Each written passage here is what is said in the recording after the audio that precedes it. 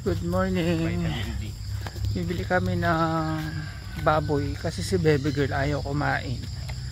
Ang ulam kasi nila yung tinola. Yung tira nila Paul, ayaw niya. So bibila namin siyang baboy pang adobo.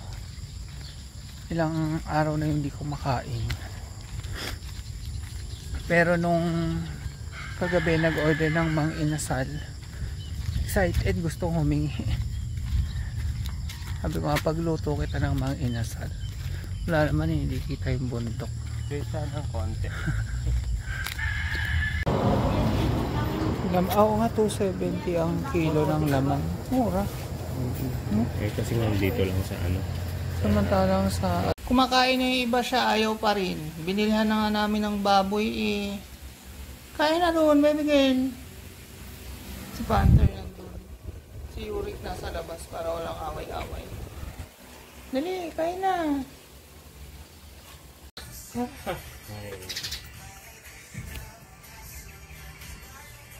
So, pupunta kami ng Walter Mart ngayon kasi isi-ship natin yung Apple Watch ko kasi nga bumili na rin nun. Ngayon pa nga lang namin isi-ship, nakakahiya eh. Ang tagal lang nag-send ng bayad. Anyway, hinintay ko lang si Mahal. Pinapapasok muna yung mga babies. Kasi yung gate, pag binuksan ako, ang bibilis sumalis eh. Andyan. Pasok muna sa bahay. Ito, ship na natin. Kasama pa yung paper bag para feel naman nung bumili na nag-Power Max Center siya. Ito sa Walter.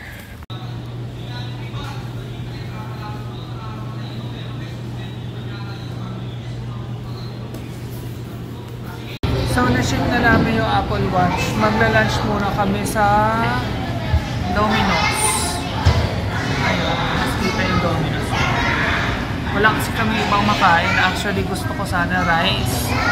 Walang makain dito sa Walter Mart na vegetarian friendly. Wala man lang lumpia, gulay, ganyan. So, pizza lang talaga. Sa ano naman, KFC, fries lang mga kain namin. Hindi ka kaya sa Walter sa Kapan, may vegetarian na fast food, yung mushroom burger something. May sisig sila dun, eh dito walang ganun. So, pizza tayo ngayon, makasalanan lang. Buy one take one siya, $4.99. Pwede na. Ito ay spinach feta, cheese mania lang.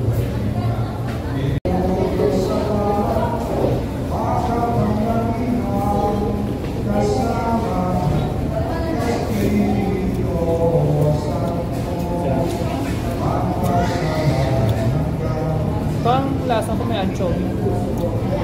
Sarap, ganun kalasa yung cheese nila. Parang lasang anchovy.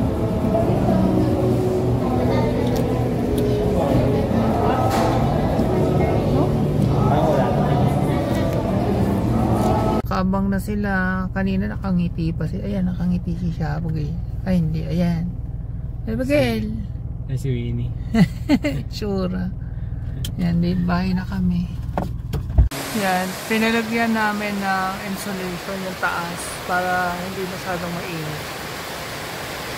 So, next naman mag-ayos-ayos na kami dito. Yan, yung solar light namin sa Bulacan, dinala namin. So, yung isa kinabit dyan sa harap ng gate para meron tayong ilaw dyan. Yan. Yung isa sa likod, kinakabit pa. Baby girl, ano na? Yung isa sa likod. Yung parang UFO. Para may ilaw din dito sa gabi si Bailey. Tsaka sa likod, pag nagwo-walking. Tapos may isa pang solar, yung dating kay Bailey, ayan. Lalagay naman dun. Para may ilaw din dun sa gabi. Ang lawak kasi ng bakuran eh. Madilim pag gabi. Medyo kumukonti naman na yung aming hindi pa na-unpack. Siguro mga 3 araw pa makli-clear na tong garahe.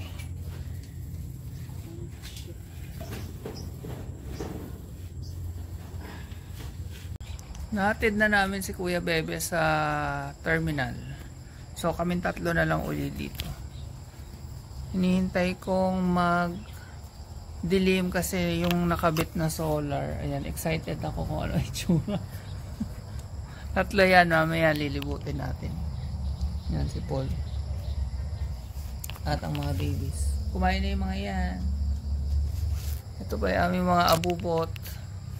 Madami-dami pa. So mamaya tingnan natin pag bumukas na yun. So bumukas na itong isa, yung dito nakakabit sa puno, kung saan yung kubo ni Paul. Yan yung kubo niya. Kasi sa gabi ang dilim dito. Mamaya mas makikita natin kung mas maliwanag yan. Teka lang, pag kasi naka wide, hindi nyo na halos kita. Pero yan, at least may konting ilaw. Ayan siya. Ito yung kubo ni Paul. Yan o, at least may liwanag dyan. Ayan yung isa, bumukas na rin.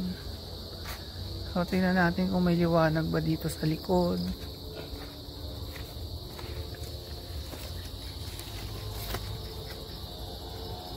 Yes! Success! May liwanag naman. Yan, para if ever gabi magwo-walking. Medyo masukal pa nga lang. Hindi pa kami masyado nakakapaglinis eh. Ayan siya. Diba? At least may liwanag dito. Ito yung inaabangan kong bumukas eh. Wala pa rin. May ilaw din kami dun.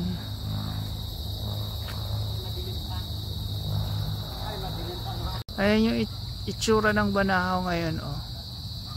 Kitang kita siya, hindi naman pero yan, naaaninag. Yan ang view namin dito. Ito yung bahay. Ayan ang view. Sarap tumambay dito ah. Tapos yan ang harap namin. Yan. Yung susunod na kapitbahay medyo malapit naman. Ayan. Ayan, nag-on na rin yung isa. Ay, pagka ano kasi humihina siya, tapos pag may tao uli liliwanag siya. O ayan, lumiwanag na uli. Yay, ang ganda. So yan ang aming labas. Pwede nga rin magtanim dito, may mga pechay nga dito eh. Pwede lang i-harvest. Yan, pechay yan. Yan, ha-harvest na yan. Dahil pagod kami, yung dinner namin 7-Eleven. Tortang talong, plant-based burger, steak. Tapos mayroon pang tira yung niluto kong tofu sisig. Pero hindi ako masyadong nakakain ng tofu kasi nga maoksalit. Sobrang hectic ng aming schedule. Bukas magpapa-PMS kami sa Rapid Day. Sa Tuesday, continue ng linis. Wednesday, punta kami ng Rizal. Groundbreaking. Parang ilang beses ko nang nasabi. Sorry kung paulit-ulit. Wala na ako sa wisyo. Ngayon, kakain na muna kami. Ito na nga pala itsura nung taas. Oh, ganda na. Diba? Hindi na siya masyadong mainit. Siguro mamaya bago matulog sabihin ko sa inyo yung total na nagastos namin. Okay, so yung total ng nagastos namin sa pagpaparenovate is una yung materyales 17,500. Wala pa din yung mga pagkain kasi syempre libre food sila Kuya Bebe. Tapos yung labor niya ay umabot ng 10,100. So ang total ay 27,600 something. Pero dahil may mga food pa, siguro rough estimate na lang namin ng 30k. Ang mga nagawa ay nagpintura dito sa kwarto namin. Tapos naglagay ng ang tawag doon, insulation sa baba, ay sa bubong, sa baba. Tapos naglagay ng kesame sa bandang labas. Kasi para ma-enclose, may butas kasi doon eh. Tapos yung fence ng mga babies. Tapos yung mga saksakan ng washing machine, yung mga tubo nun, yung bahay ni Bailey, Washing machine, solar. ayun pa, yung pagkabit ng mga solar lights. At yung kubo ni Paul, nilagyan din niya ng ilaw tsaka saksakan. Pagkapot. Yung mga electrical, inayos niya kasi labo-labo talaga nung bagong dating kami. Tapos yung pagtulong niya sa paghahakot kasama na doon sa labor niya na 10-1. Ang hirap din ng paghahakot. Papunta, nag-load. Pagbaba dito, nag-unload. So, kasi Paul, binigyan din namin ng bonus bukod dun sa sahod niya sa amin. Kasi hindi naman talaga yun yung trabaho niya. Pero dahil tumulong siya, may bonus siya. Sasabihin niya, baka hindi naman nyo, sorry. Baka may magsabi lang na, ay gumastos pa kayo ng 30,000, nagre-rent lang naman kayo dyan. Syempre gusto namin maging komportable naman kami dito. Kasi, naman pagtiyagaan namin yung current state ng bahay. Nung pinuntahan namin to, tanggap namin na gano'n yung itsura niya. At iniisip namin, gusto namin siyang paayos kahit papaano. At hindi pa ako tapos. Kasi ako may mga DIY din akong gagawin. Actually, bumili si Mahal ng Liquid floor. loading ako. Yun. Liquid floor wax. Yun. So, para maging kulay-pula yung floor namin. Para mas masarap sa paa. Mas magiging makinis din kasi siya. Kasi nga rough cement. Ay, hindi. May pagka-rough yung cement floor namin. May parts na makinis. May konting rough. So, lagyan namin nun para medyo maging patay-patay. Tsaka may kulay. Tsaka mas madaling walisin kasi mas maglaglide yung mga alikabok. Yung banyo, actually yung banyo dito ang pinakapangit talaga. Aminin ko yun. Pero nung nakita ko siya, naisip ko agad, shit, mapapaganda ko to. Lalagyan ko lang to ng stickers. Tapos sa floor, may balak din ako doon. Actually, may nabibili ding floor stickers eh. Hindi ko pa nga lang na-try yun kung okay ba siya. Kasi since nababasa ang floor, di ba? So, kung meron na sa inyong nakagamit nun, pa-comment na lang kung okay ba siya. Pero ang bala ko doon is, basta. Secret muna. Tapos yung kitchen, may tiles din doon. Pangit din. May mga tira-tira pa kaming stickers. Mula pa nung nagkabuyaw kami. Yun na yung aking ididikit doon para less gastos. Kasi meron pa naman eh. Pero yung sa bathroom, kailangan kong bumili ng para dun. So, more or less, siguro gagastos pa ng 3 to 5. So, parang na natin 35k. Kasi, I'm sure may maiisip pa ako ibang i-DIY dito. So, yun. Okay naman. Kasi kung tatagal naman kami dito ng 1 year, so, parang magkano lang naman yun, divided by 12 nyo yung, kunyari, 35. Diba? So, ganun.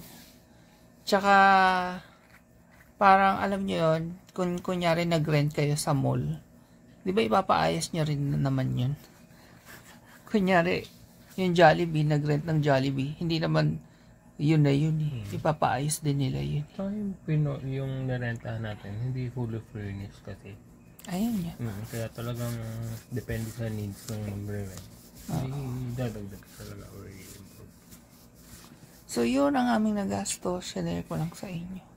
Good night. Si Mami. Good night ka, Mami. Birthday na yan. Malapit na.